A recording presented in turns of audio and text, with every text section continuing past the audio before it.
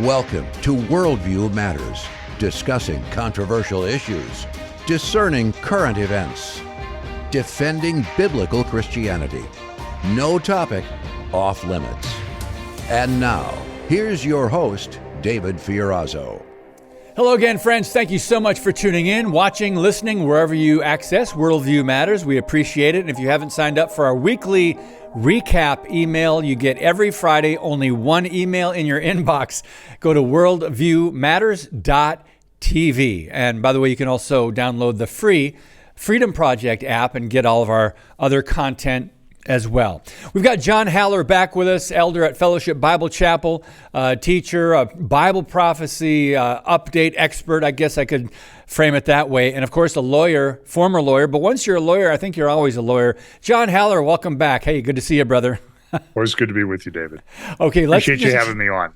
Well, thank you. Thank you for your time and all the research you put in. You send me notes. You know, people need to hear the behind-the-scenes story.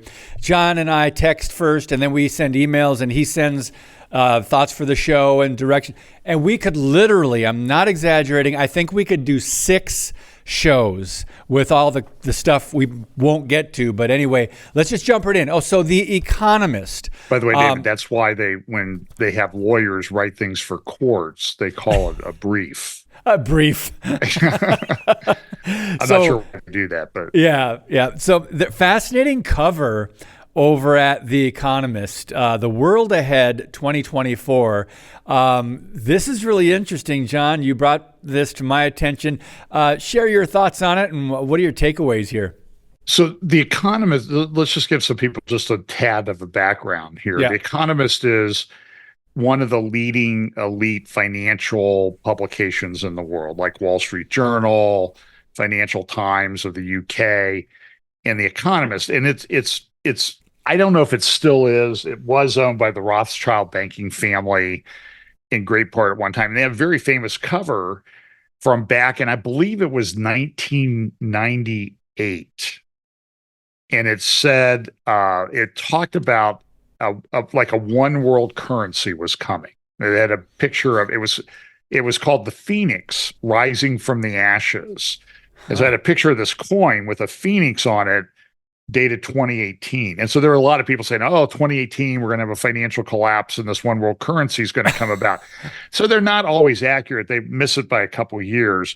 Yeah. But the covers are very interesting. I mean, so you can go back 10 years at least, and they have all these covers. This is the one for the World Ahead 2024. They used to call it, like at the end of 2014, they would publish The World in 2015. And you go back about like 2019, 2021 was a slot machine that had all kinds of symbols on it as to where they thought the world was going. And so a lot of people say, well, they're controlling everything, so this is what's going to happen. Sometimes it's just sort of, I think, a guess on their part. But one year, 2019, the image was a mirror image. So you had to hold it, you had to reverse the image to be able to read it. And it had like a world with, I forget if it was Xi from China sitting on top of the world or King Charles from the UK sitting on top of the world. So a lot of people, oh, you know, King Charles is the Antichrist and all this other stuff. And, you know, that some people make a strong case for that. You know, well, yeah. I guess time will tell. Yeah. But it also had the 4 horsemen of the apocalypse. It had in that particular image. And wow. And so they were in the right order and everything. So a lot of people think like, well, it's predictive programming, I think is what they call it. Yeah. And, you know, and like the movie that came out that the Obamas produced, that just came out recently on Netflix called Leave the World Behind, that talked about an apocalyptic scenario where the power goes out in the world. And so a lot of people say, well, that's what's going to happen. That's predictive programming. And my point of that is, yeah, I mean, Satan always tries to imitate, right? Mm-hmm. But isn't Bible prophecy the ultimate in predictive programming? Amen, brother. Telling us what's going to happen. Good So point. I'm not afraid of predictive programming because I've got the better side of that. I'm going to win on that one in the end. So here, the World Ahead in 2024, just look at it. And it's just kind of interesting as you kind of go down through it. You have the hourglass in the center. On one side, you have near the bottom of the hour, so that means time is running out. Mm-hmm. You have on the right, you have a spacecraft. On the left, you have spacecraft.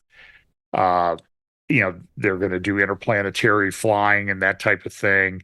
There's a box above Putin where you have a silhouette of Trump. In the larger publication, they talked about the world in 2024, and it was a silhouette of Donald Trump over the shadow over the world, because the symbol is that his shadows causing trouble with the world. Then you have the peace dove, you have bombs on the other side, you have ballot box there in the center. On the right, you have, which is clearly a stock ticker or economy, it's going down. Yeah. You have a lot of things that looks like kind of like blockchain. And then on the above the ballot box, you have the cycle of the sun as it goes through an eclipse.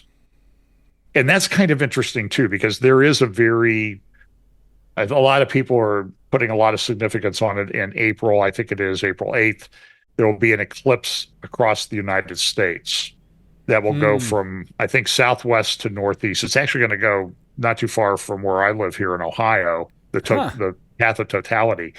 But it's making an X that from the eclipse that occurred 7 years ago in the United States, it went from northwest to southeast, and the X crosses near the New Madrid Fault in southern Illinois along the Mississippi River, which was the most powerful earthquake in American history. So a lot of people saying, okay, it's a harbinger of something that's coming. But here, I mean, look, the Economist picked it up, so they think it's significant. And I think below that, there's also like red and blue disk. I think that's something about the cycle of the sun, because there's a lot of things going on with the sun that I think are affecting what's happening in the world. And we know that this is end time stuff, that God's going to intervene in human history. Now, one other thing on the left is you have sort of an eye with an eye, and then you have like all these cables connecting to what looks like a brain. And I think that's a representation of some of the things we see coming in AI and Neuralink. Okay. Now, and I'm probably going to go too long on this, but Yeah. a year ago, early December, I was invited by the Israeli government to the Christian Media Summit in Jerusalem. So the first day, they had sessions about this and relations between Christians and Jews and that type of thing. And then they had a panel. They had a guy come speak. His name was Jonathan Medved, and he's a venture capitalist. He wore the casual shoes, and he had that Israeli casual look. I love that Israeli casual look. We don't really wear just a suit and tie. You got kind of a sport coat and something like I have on, or open neck shirt. But he's a wealthy guy, multimillionaire. He's talking about the Abraham Accords, which is a very significant thing that had been in place in Israel since the end of the Trump administration. And he said, this is great because we have this relationship with the United Arab Emirates. And we were talking about this is going to result in $100 billion of business between the United Arab Emirates and Israel over the next decade. He says it's not going to be $100 billion. It's going to be, I have to go back and look at the video. I'm pretty sure he said 10 trillion. Wow. Then he said, and so this is kind of interesting because, we know when this Antichrist comes on the scene, there's this huge economic component to it, the mark of the beast, economy, buy, sell, all of that type of thing. So that's my concern with the Abraham Accords is it's softening people up for this coming son of perdition. But then he said, listen, have you heard about ChatGPT? It was only a week old at the time, not even a week old. So it's already got 1 million downloads, fastest downloads of any app in history, artificial intelligence. And this thing is going to revolutionize everything. And he says this artificial intelligence thing and healthcare is going to be unbelievable. It's going to change the world. And then he used this phrase, David. He said, so here I am sitting in Jerusalem, and he says this, we will make the lame walk. Now, immediately, I think the passage in the Gospel of John, where John the Baptist sent his disciples to Jesus and said, are you the one, or do we look for another? Yep. And he said, you go tell John, the lame walk, the blind see, the deaf hear. Then I look back at just a couple weeks before, Elon Musk's company Neuralink had a big presentation about what Neuralink, which is what's represented in this Economist cover, was going to do. And the order that it was presented was: the lame will walk, the blind will see, the deaf will hear. Interesting. Wow. And now you see this on the front of the Economist, so you look at Elon Musk, and Elon Musk, I'm not so sure that in some of these tech companies is this beast empire. Last one, it says there's 10 kings who give their authority to the beast. I'm not so sure right now who are the most powerful entities on the planet. Well, you have BlackRock, and then you have these big tech companies like Apple. Yeah. Nvidia just went, their stock skyrocketed by like 400% last year, went over $1 trillion in value, and they've come out with they're the big artificial intelligence chip. They're about the size of an iPad, and that chip, according to the Nvidia website, has at least 200 billion transistors on each chip. Now, first of all, how do you even manufacture something like that and make it work? But that just tells you that the scope of this artificial intelligence thing is literally exploding in front of us. Wow. Nobody is regulating it. Everybody's calling for it to be regulated. If you remember back in April, again, one of the big stories of 2023, which is going, all these are going to continue over into 2024, looking ahead, there were all these people, they signed a letter, we need to put a moratorium on artificial intelligence. You remember that letter? Everybody signed it. Elon Musk signed it, and a lot of the big tech guys. So what's been regulated since then? Good question. What has been done other than people talk about it? Well, they talk about it all the time. And so clearly, I think this is part of the end times. Patrick Wood, I know who you know. Yeah. I heard an interview from him back, I don't know, must have been in April or so, before he had that stroke he had last year. I think he's back speaking and everything, so praise the Lord, he's recovered.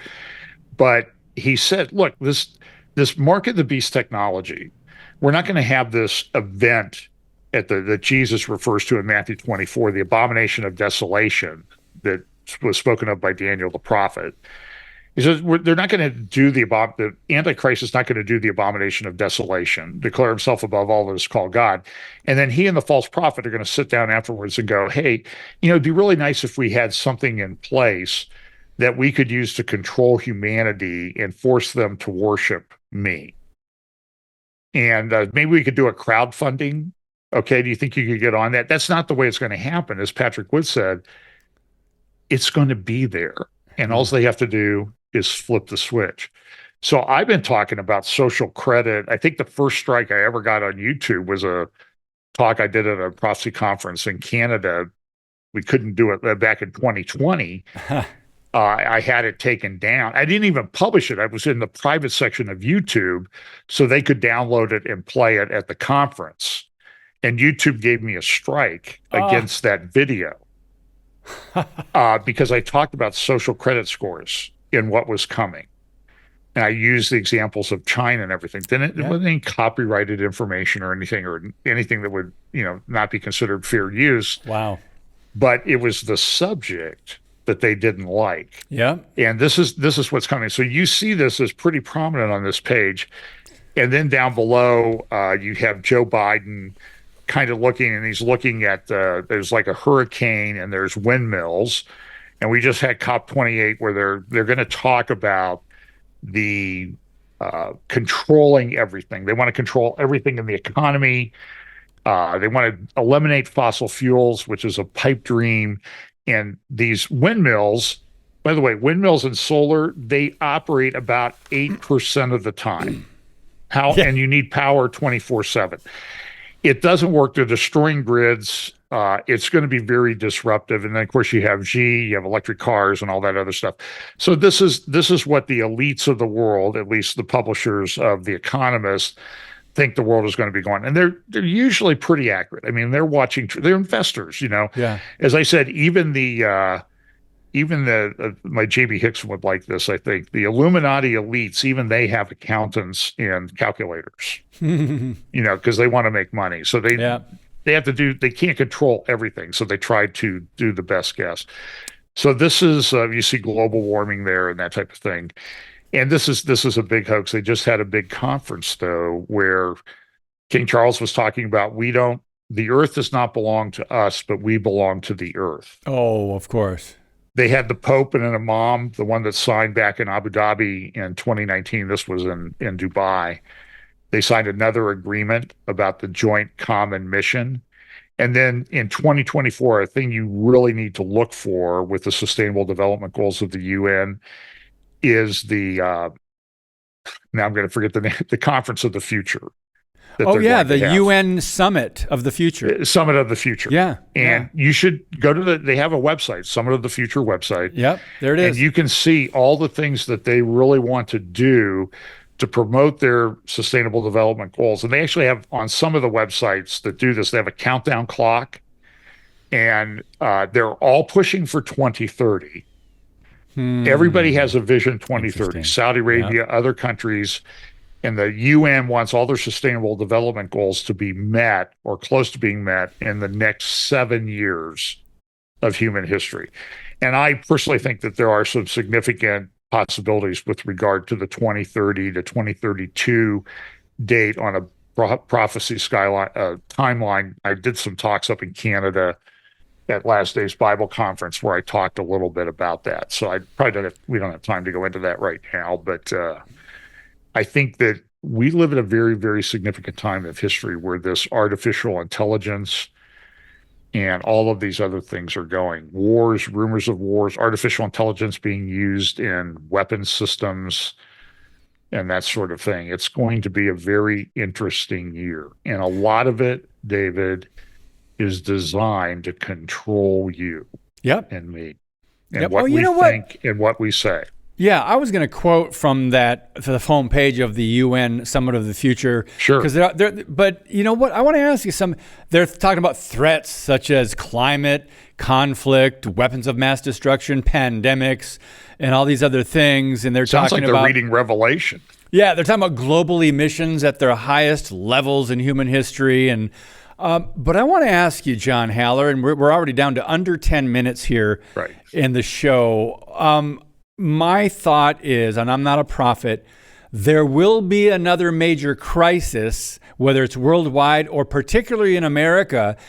Will it affect the 2024 election? That's a question that we can speculate, but there could be one or two major crises. Could be this expansion of another virus or something. Give us some insight into all the research you've done. What do you see the left what might they unleash this year? And, they create the crisis and then they offer solutions, right? To come in and take care of it and control people. Well, already and ever since the last election, there's been this narrative about Christian nationalists they're the problem. So James Carville, who was a big consultant for Clinton and Hillary Clinton, says that Christian nationalists, right-wing people who lean that way, are more dangerous to our culture than Al-Qaeda. He did. I saw that video. He did say that. He was talking about the faith of House Speaker Michael Johnson. That's exactly. It was on the Bill Maher show recently. Yeah. So I Bill think Maher. that's coming. And there's such hypocrisy in this. I think I mentioned to you when we were talking before the show about there was a study that they did, and they found out that in terms of carbon emissions, the upper 1%, the elites of the world, have more carbon emissions tied to them than the bottom 2/3 combined. And look at all the private jets and everything that showed up at Dubai for the climate change conference. And we need to stop fossil fuels. And then they go hop on their private jets to go back to, one of their 20 homes that they might have. Yeah. They know something is coming. There's a big story out on Wired magazine right now where Mark Zuckerberg in Hawaii is spending $270 million to build a compound on the island of Kauai in the Hmm. state of Hawaii, and he's going to have a 5,000 square foot underground bunker. And it kind of brings to mind that passage in Revelation where it says the kings of the earth hide in the caves. Huh. And I think Interesting. this one's on you. This is kind of interesting insight into that. They're building their own caves to hide in. Wow. That So, is fascinating. and so you wonder, it's like, sometimes you wonder, it's like, I don't, I can read Revelation and scare people to death, or I can just read you the New York Times, or the Economist. And it's sort of like we all have an apocalypse, but Yeah. I think there's a lot coming, and there's again we could really go on for quite a while. There's really a tremendous amount of stuff going on. Well, yeah, one of the questions I wanted to get to, where do you think Israel is going this year? But I also wanted to mention that article over at Tablet Mag where Blinken builds a Palestinian Hezbollah in the West Bank. And it says, not content with fueling street demonstrations against Bibi Netanyahu in Tel Aviv, the Biden administration looks to Lebanonize Israel with a new U.S.-funded terror army. John, tell us what this is about. That article is from when, March? Last March. Yeah, so Tony Badrin over at Tablet Magazine has been writing a great series of articles this year. I'd follow him. I would follow Caroline Glick. She's doing a great job at JNS YouTube channel. Yep. Analyzing this thing. But yeah, really what you have that's why I call it the Biden administration. You have the Biden influencers all throughout our government, and they're trying to realign our foreign policy with Iran. So, for example, and so they're pushing strengthening Hezbollah, a Palestinian Hezbollah in the West Bank. That's the areas of biblical Judea and Samaria that I think it's the biblical heartland. If you've ever been to Israel, a lot of tours don't go there because it's not necessarily the safest place. Like I probably wouldn't go there today, but it's where a lot of the Bible happens. Shiloh, Shechem, Hebron. It's all in that area. And so Israel is facing this problem in the south with Hamas, which is a Muslim Brotherhood created entity. And it's just horrible attacks. They still have 100 and some, at least as we're recording this, 100 and some hostages. Yeah. I don't know. The situation, the talk everywhere now is, I had a briefing today with the IDSF organization in Israel the day after Hamas. What does that look like? What are they going to do? What does victory look like here? And the question is, what do they do? I heard Dr. Kadar the other day, Mordecai Kadar, one of probably the leading Islam Arab expert in Israel, maybe in the world. And he said, we have to flatten Gaza. And then we can show the picture, because this is the Middle East. This is not America. Yeah. Okay, they understand the concept of the strong horse here in the Middle East. So we have to flatten Gaza. And then we can take those pictures and we can show Hezbollah in Lebanon. If you fire a missile, be careful.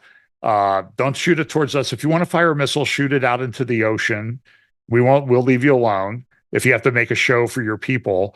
But fire one at us, we will turn Beirut all the way from the Israel border to Beirut. It will look like Gaza. And that's the situation. I heard another briefing last week with Sarat Zahavi from Alma Research in Israel. And she said, listen, we have 80,000 people who've evacuated from their homes in the north of Israel. We are a small country. We need to live from border to border in peace and security.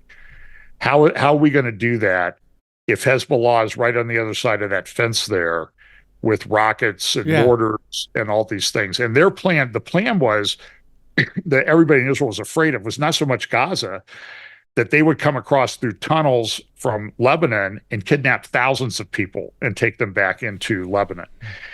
And she said in that interview, very telling, David, she said, every third home in Lebanon is tied to Hezbollah in some way. It's where the fighters hide out. It's where they store weapons. Wow.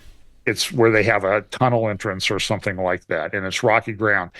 So I don't see how Israel gets through this without a massive invasion of southern Lebanon. Yeah. I don't see how it would be a peace. I think one of the things, though, is we've talked that I see sort of an overarching theme that I see all the time, that it's where I would like things. I would like things to calm down. I'm an old man. I would like to live in a nice, peaceful world. Peace and safety, right? Yeah, right. The biggest problem I have is fighting for the early tea time in the morning. But I don't think the world's going to be like that anymore. But you hear this all the time, and we'll see it coming up in the elections. We'll see this as a theme in the elections. We see this in themes in elections all over the world. Wouldn't it be great if somebody could just come in and solve this problem of wars that we have and bring peace? Wouldn't it be nice if somebody could come in and solve all of these problems we have with artificial intelligence? So in the year coming up, you're going to see a big push for peace in the Middle East. Think back, September 22nd, Friday, September 22nd, Benjamin Netanyahu stood at the podium in the UN Assembly in New York. And this was on the heels of an interview on Bret Baier on Fox with Crown Prince Mohammed bin Salman of Saudi Arabia, talking about peace between Israel and Saudi Arabia. Now, this is unprecedented. This has never happened. This is incredibly significant. And Benjamin Netanyahu said, September 22nd, we are on the verge of a new Middle East. And 2 weeks later, Hamas attacked, and we do have a new Middle East. Wow. It's not the one that they envisioned at that time. No. So there's a big push for peace in the Middle East. This has end times things written all over it. And our government's trying to realign everything towards Iran and away from Israel. Yeah, well, you mentioned Caroline Glick earlier. She had an article coming out last month that said the Biden administration is working to block Israel from defeating Hamas, and said that Biden administration is pushing for Israel to lose its terror war, and it goes on and on. So it seems like the administration is talking about or using, trying to support both sides, but you can't do that, or that's not, they're trying to do that for maybe because they know it's an election year, big election in November, and they don't want to completely show all their cards. Your final thoughts, John, because we've got to wrap it up. Well, I covered a lot of that in my update that I put up on the Fellowship Bible Chapel YouTube channel on December 17th. So that would cover a lot of those issues. Okay, good. But listen, we know how this works out. But it's going to be a very turbulent time in human history. And we know that we have the message of the Prince of Peace. We've just been through the season where, whether it's the time or not, where we celebrate his first coming, the beginning of his first coming. And we live at the time where we're looking at the beginning of his second coming. So it's going to be turbulent, David. Yeah. As one friend said, it's a birth process. It's not a C-section. Thought that was very prescient. Yeah, so anyway, that's good. God's John, in control. Yep, he is in control. And what you said early on in this interview was very important, that we have the real actual prophecy, the true. They're just following other fake predictions and other things, but I like what you said there. We'll talk to you, Lord willing, soon, brother. God bless you. Thanks. God bless. Thanks. All right, guys. Thank you for supporting the show. God bless you. Happy New Year. And as always, keep speaking the truth about things that matter.